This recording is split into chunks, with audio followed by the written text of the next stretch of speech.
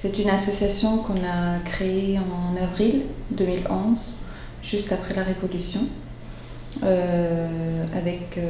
J'étais avec 12 autres personnes, 12 autres femmes. Nous avons pensé à cette association parce que je pense, comme beaucoup de Tunisiens, après la Révolution, on a eu le sentiment qu'on se réappropriait le pays. Donc on avait tous envie de bouger, de faire des choses. Et on a choisi de créer cette association qui travaillerait sur le droit des femmes.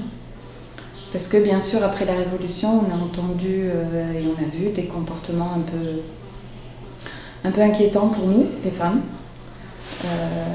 Des propos sexistes à la télévision ou dans la rue, qui nous confortaient dans l'idée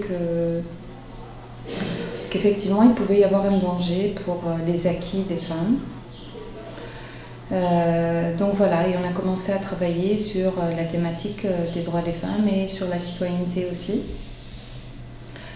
Ensuite, donc quand on a commencé, on n'avait aucune expérience, et donc on a dépensé beaucoup d'énergie à faire différentes activités sans vraiment avoir une stratégie précise, ni de structure précise, ni une organisation. Et au fur et à mesure, mais on faisait beaucoup de terrain, donc on avait beaucoup de femmes, et beaucoup de femmes venaient nous voir, des femmes en situation de précarité économique, qui vivent dans les quartiers populaires ou qui vivent à la campagne, et on s'est aperçu qu'au-delà de leurs problèmes économiques, de la pauvreté et tout ça, et on entendait souvent que dans leur discours, elles parlaient de la violence comme si c'était un phénomène naturel, donc qu'elles vivaient et dont elles parlaient sans problème, mais c'était pas vraiment un problème pour elles. Et on a pu aussi rencontrer des femmes pour qui la violence était un problème, et on s'est aperçu qu'elles rencontraient de nombreux obstacles quand elles décidaient d'en parler et de réagir contre ça. Et c'est là que nous avons décidé d'identifier un peu quels étaient les obstacles qu'elles pouvaient rencontrer. Donc on est allé dans les institutions qui sont normalement là pour prendre en charge les femmes exposées à la violence. On a fait quelques petites enquêtes auprès du service des urgences de l'hôpital régional de la ville du Kef, les postes de police, l'Office national pour la famille et la population qui au Kef a une psychologue qui voit parfois des femmes victimes de violences, et partout il y a des obstacles en fait. Que ce soit à l'hôpital, d'abord par le coût du certificat médical initial qu'une femme doit obtenir pour pouvoir déposer une plainte contre son agresseur, et qui coûte cher selon les examens qu'on lui demande. Et c'est un problème parce que souvent ces femmes sont mises dehors de la maison par leur mari, et donc elles sont sans argent, donc elles n'ont pas souvent la possibilité de pouvoir payer de pouvoir couvrir ce coût-là. Au poste de police aussi, où elles ne sont pas reçues comme elles devraient être reçues. Donc souvent on minimise ce qu'elle a subi, ou comme c'est une ville qui n'est pas très grande, donc on connaît souvent les maris, donc on fait tout pour ne pas prendre la plainte. Ensuite, beaucoup de ces femmes ne savent pas comment faire, quelle procédure suivre. Même quand elles engagent une plainte, elles ne savent pas combien de temps ça va durer. Et ça dure longtemps, donc très souvent elles baissent les bras et elles reviennent là où elles étaient, donc chez leur agresseur. Donc finalement, on s'est aperçu qu'au Kef, il n'y avait pas vraiment de structure adaptée,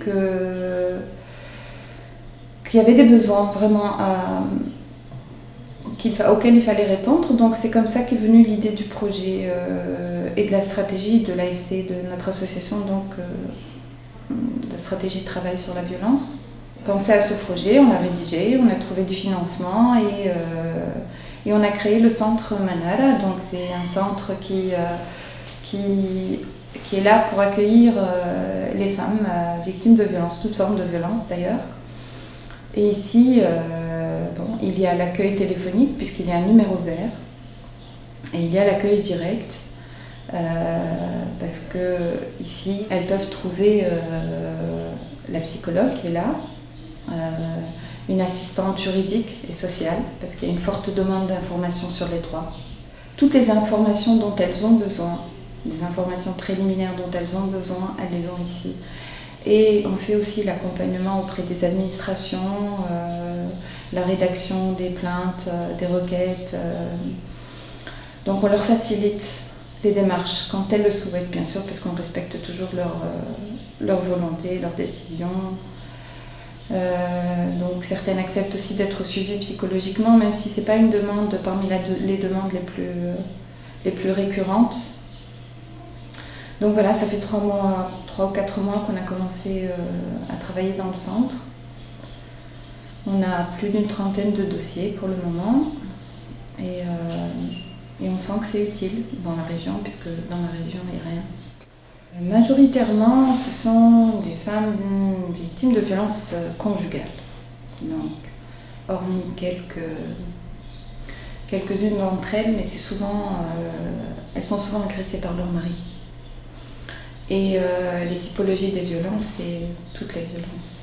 Donc la violence psychologique, physique bien sûr, économique aussi, sexuelle souvent. Donc c'est des femmes qui vivent ça souvent depuis très longtemps, souvent depuis le début du mariage, et qui, alors on a des âges différents, ça va de 19 ans à plus de 60 ans, mais elles connaissent pratiquement toutes, elles ont pratiquement toute la même histoire.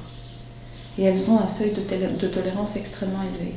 Extrêmement élevé. C'est-à-dire que quand elles viennent ici, c'est que vraiment c'est aller trop loin. Et voilà quoi, donc c'est ça. On a pu agir sur la manière dont elle va être prise en charge à partir du moment où elle va décider d'en parler. Et pour ça, on a rencontré les institutions qui peuvent intervenir dans le processus de prise en charge. Nous avons rencontré les responsables de la santé, des affaires sociales, la police. Donc on a essayé d'établir un réseau informel. On les a invités ici, et puis nous les rencontrons ici ou ailleurs, nous les rencontrons, mais en tout cas, on travaille sur le fait que quand ces femmes sont envoyées par le centre Manara ou qu'elles sont accompagnées par l'assistante qui les accompagne, ces femmes-là sont bien accueillies. Et les procédures sont faites dans les temps, dans les normes. Là où on ne peut pas, nous, intervenir pour le moment, c'est auprès des familles. Donc on ne va pas voir la famille. Donc nous, c'est la victime on a affaire à la victime et à sa prise en charge, à son accompagnement, à son empowerment aussi. Donc aussi bien l'assistante sociale et juridique qui la renforce sur le plan de la connaissance de ses droits, que la psychologue qui aussi travaille avec elle sur l'estime, sur l'image qu'elle a d'elle, sur sa perception de la violence, etc. Donc c'est comme ça qu'on intervient pour le moment. Donc elle et les institutions qui sont là pour la prendre en charge. Par contre, dans le projet lui-même, on a un axe qui va porter sur la sensibilisation. Donc pour le moment, on est en train de constituer une équipe de 10 personnes, 5 hommes et 5 femmes, qui vont devenir des éducateurs. Donc on va les former. Et après leur formation, ils vont effectuer une grande campagne de sensibilisation, je crois 50 actions de terrain. On va essayer de toucher le maximum donc, de personnes, des hommes, des femmes, des personnes non alphabétisées comme des universitaires. Donc on va aller dans les foyers universitaires, dans les zones rurales, partout. Donc c'est comme ça qu'on va essayer d'amorcer peut-être un changement de mentalité par rapport à la thématique de la violence et la perception qu'on a de la violence dans une société comme la nôtre. On a eu des difficultés pour trouver des personnes qui convenaient pour les postes qu'on voulait mettre en place dans le centre. Parce qu'on voulait des jeunes originaires de la région et en même temps des personnes qui croient en cette cause. Donc bien sûr, comme pour tout recrutement, on a fait des appels d'offres, on a fait passer des tests, des entretiens. Et au-delà de ça, c'est-à-dire des personnes diplômées, des femmes, des jeunes filles diplômées. Et au-delà de ça, on a fait des simulations et on s'est aperçu que beaucoup, la majorité, pas dire beaucoup, la majorité. Et c'est naturel parce qu'elles ont grandi dans un milieu qui normalise cette violence, même si c'est pas... qui normalise, enfin qui admet peut-être, qui excuse le fait qu'on puisse un jour lever la main sur une femme parce qu'elle n'a pas fait ceci ou elle n'a pas fait cela ou elle n'a pas accompli ses devoirs d'épouse, de mère, je sais pas. Donc souvent on avait des profils assez intéressants sur le plan universitaire, sur le plan dans la perception qu'elles avaient de la violence. C'était pour nous, non, parce que c'était un danger, parce qu'on ne peut pas culpabiliser une femme qui vient vers vous parce qu'elle a besoin d'aide et qu'on lui dise « mais pourquoi il t'a frappé ? Qu'est-ce que tu as fait pour qu'il te frappe ?» Donc comme si automatiquement il fallait trouver une excuse, enfin, une origine chez elle pour expliquer. Mais c'est même pas la police, c'est inadmissible, même pas la police de dire « qu'est-ce que tu as fait pour qu'il te frappe ?» Donc il ne te frappe pas, c'est tout.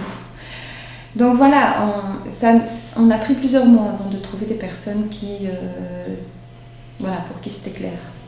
La violence, c'est non. Et là aussi, en ce moment, on est en train d'étudier des dossiers pour les éducateurs qui vont faire des campagnes de sensibilisation. C'est pratiquement tous des jeunes, tous des diplômés. Et bizarrement, là aussi, on rencontre des... Pourtant, c'est pas du tout la même chose. Là, ils vont pas être payés, donc c'est du bénévolat. Et donc, ils viennent parce qu'ils savent très bien ce qu'on va faire de la sensibilisation pour la violence fondée sur le genre.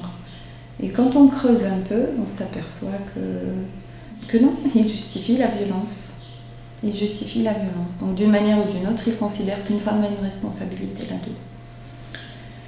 Donc voilà, ça aussi, ça nous a permis de faire un peu le tri dans les dossiers qu'on a, dans les candidatures. Mais c'est normal, quoi. C'est normal, c'est compréhensible vu le milieu dans lequel on évolue. C'est un schéma qui existe depuis tellement longtemps. Même s'il y avait une stratégie nationale de lutte contre la violence, finalement rien n'était fait dans ce sens. Il y a eu quelques actions faites, mais c'est pas assez sérieux. C'est pas assez proche du terrain, ça ne travaille pas assez sur la mentalité. Dans les institutions, on reproduit le même schéma. Donc bon, j'espère que maintenant, avec la Constitution, voilà, on va réactiver cette stratégie, on va vraiment travailler pour que les mentalités changent. Tout de suite, quand on a pensé à ce projet et qu'on a pensé à la partie sensibilisation, c'était naturel pour nous d'impliquer des hommes. Ce n'est pas qu'un problème de femmes, la violence. C'est aussi un problème d'hommes. Et en plus, les campagnes, la sensibilisation va cibler aussi des hommes. Donc, le message passera mieux quand il sera dit par un homme. Et on a trouvé des jeunes, en plus des hommes, des jeunes qui veulent s'engager. Qui veulent s'engager pour cette cause, donc c'est très positif pour nous. Et bien sûr ça va changer, bien sûr ça va changer. C'est sûr que la violence existera toujours, mais au moins la perception qu'on a de la violence va changer. C'est évident que c'est un problème qui existera toujours et partout, sauf qu'on n'a pas le même regard sur ça. Au moins les femmes seront mieux prises en charge ici, mais si on commence tout juste et que... On parlait d'honneur aujourd'hui, encore une femme qui est battue, elle se dit que c'est déshonorant pour elle d'aller porter plainte contre son mari. C'est déshonorant pour elle. Donc c'est le regard qu'on porte sur le phénomène qui doit changer. Même si on ne peut rien, ou presque rien faire contre les hommes violents, parce que nous par exemple, on ne travaille pas encore sur les agresseurs, on ne peut pas, pour le moment on n'est pas pris. Et je ne pense pas qu'il y ait beaucoup de structures ici en Tunisie qui travaillent sur les hommes violents. Mais au moins qu'on porte un regard différent. Au moins si on arrive à faire ça, ce sera une jolie victoire. Pour le moment, toutes les femmes qui sont venues nous voir, c'était sans que le mari le sache. Les maris ne savent pas pour le moment. Oui. Déjà, on a eu des... Bon, on n'a pas été menacés, non, pas du tout, mais on a été beaucoup critiqués quand on a ouvert l'association déjà. Parce que certains hommes pensent que les femmes tunisiennes sont beaucoup trop libérées, qu'elles ont beaucoup trop de droits et qu'il était inutile qu'il y ait une association pour les femmes. Et bon, c'est vrai que quand on a ouvert aussi le centre Manara et qu'on disait par hasard que bientôt on allait mettre en place un centre pour accueillir les femmes victimes de violences et tout ça, mais on nous regardait étrangement, quoi. Alors soit c'était un déni total du phénomène en disant est-ce qu'il y a encore des hommes qui frappent leurs femmes alors que les chiffres sont là. Hein. C'est comme si c'était le seul droit qui restait aux hommes, de frapper leurs femmes. Mais bon, c'est bien. Je pense que si la présence du centre peut... Et le fait de savoir qu'on peut accompagner les victimes et qu'on peut conscientiser les victimes et les informer sur leurs droits, si ça peut empêcher qu'un homme frappe sa femme, ce sera parfait pour nous.